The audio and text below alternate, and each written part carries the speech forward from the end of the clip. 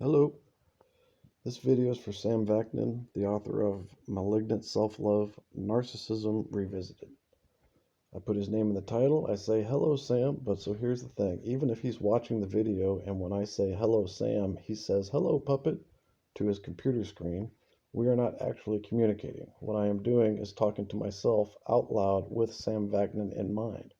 But then hold up, because I'm not even really doing that. What I'm actually doing is talking to myself out loud with my own personal idea of who Sam Vaknin is in mind, which is nothing like the real Sam Vaknin. I've never met the guy. I only know him by his work.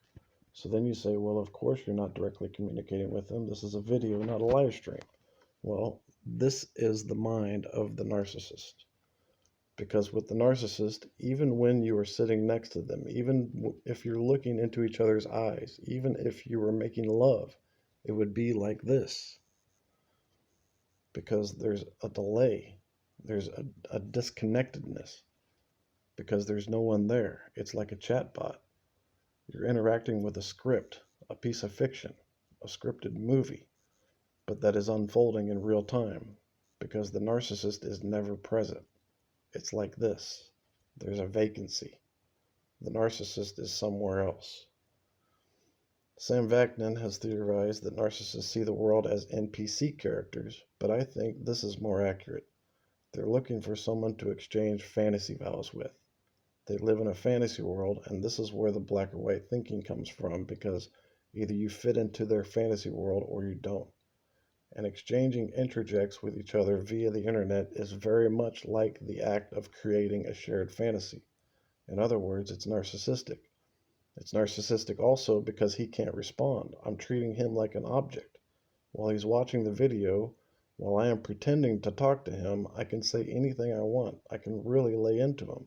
I could say really horrible things. And the fact that he can't respond is where I would be getting my confidence as a narcissist. And it's not just in videos, it's also in text. Anytime you're texting with someone, you're exchanging interjects. You're not actually engaging each other in conversation. You have to fill in the missing pieces with your mind. What they're wearing, what their face looks like, what their voice sounds like. And so because how the ego works, everything becomes heavily idealized. You think they look beautiful. You think they're constantly smiling and that they're heavily engaged in you and interested in the conversation. But you don't know that because you're texting. Also in text, you don't have to look the person in the eye. You don't have to respond when they say something to you. You don't have to acknowledge them hardly at all. If you behaved this way while you were talking to someone face to face, they would consider you very rude because it's narcissistic. Same goes for letters. My grandmother was the sweetest woman in the world, but if you got a letter from her, you knew you were in trouble. So I guess my question is it possible for two narcissists using a narcissistic form of communication to establish a meaningful dialogue? I would like to know, because this is something that's happening the world over. Thanks for your time.